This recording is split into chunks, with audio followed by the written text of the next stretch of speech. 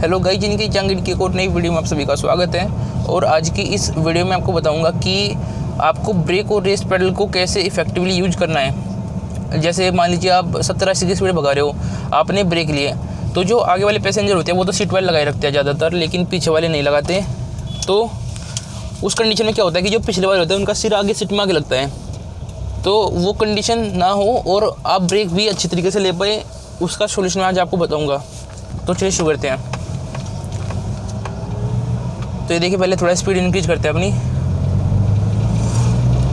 वैसे बहुत जल्दी फोग की भी वीडियो आने वाली है कि फोग में आपको कैसे ड्राइव करनी चाहिए। तो अगर आपने चैनल को सब्सक्राइब नहीं कर रखा है तो कर दो यार, एक ही बात कहते हैं हम आपको, तो सब्सक्राइब कर दीजिए, साथ ही बेल नोटिफिकेशन भी ऑन कर लीजिएगा।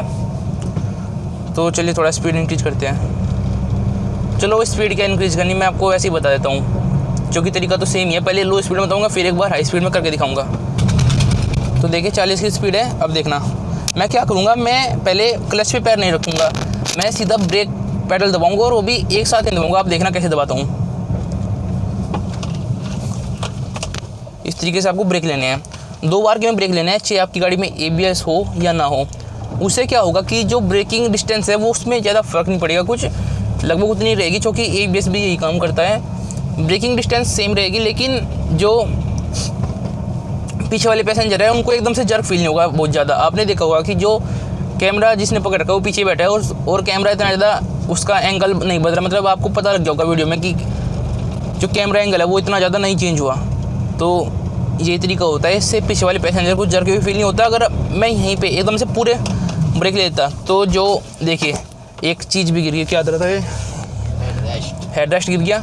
तो आपको ऐसे नहीं लगाने हैं ब्रेक। आज से इस हैबिट को अपनी चेंज कर दो कि एकदम से पूरा ब्रेक दब दिया, ऐसे ना करो। आप पहले क्या करो, आप तकरीबन 70% आप ब्रेक लगाओ, फिर पूरा रिलीज कर दो और फिर पूरे लगा दो। 2 बार के में आपने ब्रेक पेडल दबा रखा है, उसको दबा के रिलीज करने में और फिर से दबाने में ज़्यादा टाइम नहीं लगना चाहिए, नहीं तो क्या होगा कि आपकी ब्रेकिंग डिस्टेंस ज़्यादा हो जाएगी। इसको थोड़ा फास्ट कर दो, आपकी गाड़ी की ब्रेक बहुत ही ज़्यादा आपको लगेंगी। ऐसा पहले तो मेरे साथ नहीं होता था, पहले तो मतलब बहुत ज़्यादा जर्क फील होता था। तो मैं आपको एक बार फिर से करके दिखाता हूँ, आप देखना।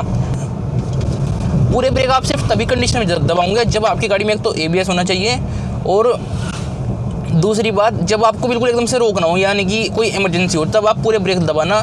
कि मान लीजिए तो सामने कोई गाय आ गई तब आप दबा सकते हो, लेकिन आपकी गाड़ी में ABS होना चाहिए। लेकिन अगर आपकी गाड़ी में ABS नहीं है तो भी आप ये तरीका इस्तेमाल करोगे, जो सा मैंने आपको भी बताया, चाहे एकदम से कोई भी आ जाए सामने, नहीं तो आपकी गाड़ी स्किड कर जाएगी अगर आप थोड़ी सी भी हाई स्पीड पे होंगे तो अभी देखिए मैं आपको करके दिखाता हूँ एक बार प्रॉपर्ली। अगर एकदम से सामने कोई ना आके थोड़ा दूर है, मेरे को बस गाड़ी रोकनी है, यानी कि मैं आपको करके दिखाता हूँ एक बार, देखना आप।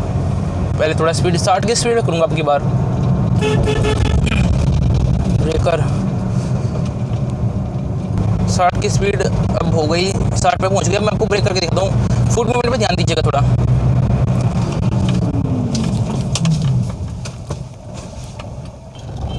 ऐसे आपको ब्रेक लेना है। अगर मैं पूरा ब्रेक पैडल एकदम से दबा देता तो लास्ट में जाके क्या होता कि गाड़ी के जो टायर है वो स्किड करते हैं, और स्किड करने से गाड़ी डिसबैलेंस हो जाती है, आपके कंट्रोल से बाहर हो जाती है। अगर थोड़ी हाई स्पीड होती तो, ये तो 70 की स्पीड ही थी, कोई दिक्कत नहीं हुई। तो अभी आप फुट मूवमेंट पे ध्यान देना। जो रेस पैडल से ब्रेक पैडल पे आप पैर स्विच करते हो वो थोड़ा जल्दी होना चाहिए। ऐसे आपको ब्रेक लेने हैं,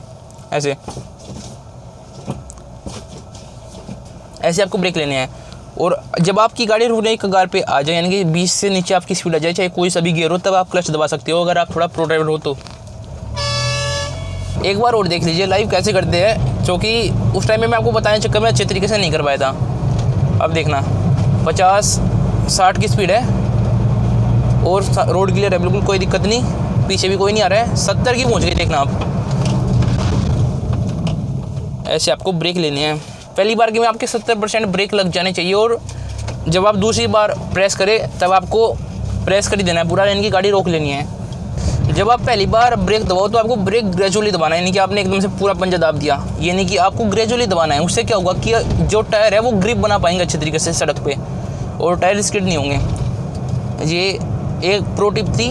और अब मैं आपको बताता हूँ रेस पेडल को कैसे इफेक्टिवली यूज किया जाता है। ये देखना, जैसे अभी 5th गियर में हमारी गाड़ी अब 50 की स्पीड है, और अगर मैं चाहता, मेरे को मान लीजिए 5th गियर है, मेरे को पिकअप चाहिए इंस्टेंट, तो मैं क्या करूँगा, मैं पंजा पूरा दबा दिया, कोई फ़र्क नहीं पड़ा इतना ज़्यादा, चूँकि 5th गियर है, इतना ज़्यादा टॉर्क नहीं होता 5th गियर में। अगर आपकी कोई छोटी गाड़ी, यानी कि जब तक आपके पास कोई बहुत ही पावरफुल गाड़ी ना हो तब तक आप नॉर्मली 5th गियर में इतना पिकअप नहीं होता स्लो स्पीड पे। तो ऐसे दबाऊंगा, उससे इतना फ़र्क नहीं पड़ेगा। उससे क्या होगा, बस रेस दबाते क्या होता है कि गाड़ी का जो इंजन है उसमें फ्यूल पहुंच जाता है। जितनी आप रेस दबाते हो उतना ही फ्यूल पहुंचता है। अगर आपने मान लीजिए पूरा पंजा दबा दिया तो फुल फ्यूल आपके इंजन में पहुंच गया, लेकिन वो इतने सारे फ्यूल को बर्न नहीं कर पाएगा, तो वो अच्छे से पावर डिलीवर नहीं कर पाएगा। तो इसका सबसे अच्छा तरीका है कि आप ग्रेजुअली रेस पेडल दबाओ, यानी कि जैसे जैसे आपकी स्पीड बढ़ती जाए आप हल्का हल्का इंक्रीज करते जाओ फ्यूल, यानी कि रेस देते जाओ। देखना आप, जैसे 3rd गियर अभी 30 की स्पीड है, अब मैं हल्का हल्का दबाऊंगा पंजा, यानी कि पूरा एकदम से दबा दिया। अगर आप पूरा पंजा एकदम से दबा देते हो उससे भी इतना ही पिकअप रहता है, और अगर आप ग्रेजुअली दबाते हो ऐसे तो भी वही बात होती है, कुछ फ़र्क नहीं पड़ता। अगर आप रेस पेडल ग्रेजुअली दबाते हो, यानी कि धीरे धीरे दबाते हो, एकदम से पूरा नहीं दबाते, तो उससे क्या होता है कि आपके इंजन में फ्यूल धीरे धीरे इंक्रीज होता है, तो वो अपनी पावर धीरे धीरे बढ़ा लेता है। लेकिन अगर आप पूरा एकदम से दबा देते हो तो वो उतना ही कंज्यूम कर पाएगा जितनी उसकी कैपेसिटी है, और बाकी फ्यूल वेस्ट होगा। उससे आपका माइलेज तो ड्रॉप होगा ही, साथ में इतना ज़्यादा पिकअप नहीं दिखा पाएगा इंजन जितना उसको दिखाना चाहिए, क्योंकि वो एक्स्ट्रा फ्यूल को बर्न नहीं कर पाएगा। अगर आप उसको धीरे धीरे फ्यूल देते हो तो जितना उसको ज़रूरत है वो उतना कंज्यूम करेगा, फिर आपने उसको थोड़ा और दिया, उसको थोड़ा और ज़्यादा ज़रूरत हुई, वो और ज़्यादा कंज्यूम करेगा, तो बात सेम रहेगी, कोई फ़र्क नहीं पड़ेगा, और आपका माइलेज भी अच्छा रहेगा और पिकअप भी अच्छा रहेगा। तो ये बहुत ही बेस्ट तरीका है गाड़ी को चलाने का, माइलेज के लिए भी और परफॉर्मेंस के लिए भी। कोई फ़र्क नहीं पड़ता, माइलेज अच्छी हो जाती है, बस ये बात होती है।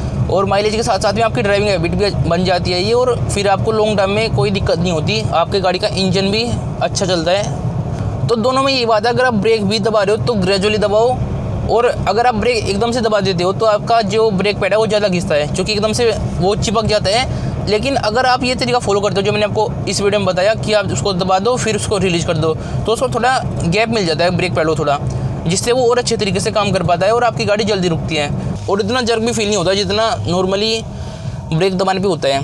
तो अगर आप ये तरीका फॉलो करते हो जो मैंने आपको बताया, तो आपके जो ब्रेक पैड है उनकी लाइफ अच्छी रहती है, आपका इंजन भी अच्छा रहता है, और आपकी अगर ये हैबिट बन जाती है तो आपको लॉन्ग टर्म में बहुत फ़ायदा होने वाला है। तो चलिए आज की इस वीडियो में इतना ही। उम्मीद करता हूँ मैंने आपको जो जो चीज़ें बताई आपको समझ में आई होगी, और अगर आपको वीडियो अच्छी लगी तो वीडियो को लाइक करना मत भूलिएगा। तो चलिए गाइस, मिलते हैं आपसे एक और नई वीडियो में। Thank you so much for watching, bye.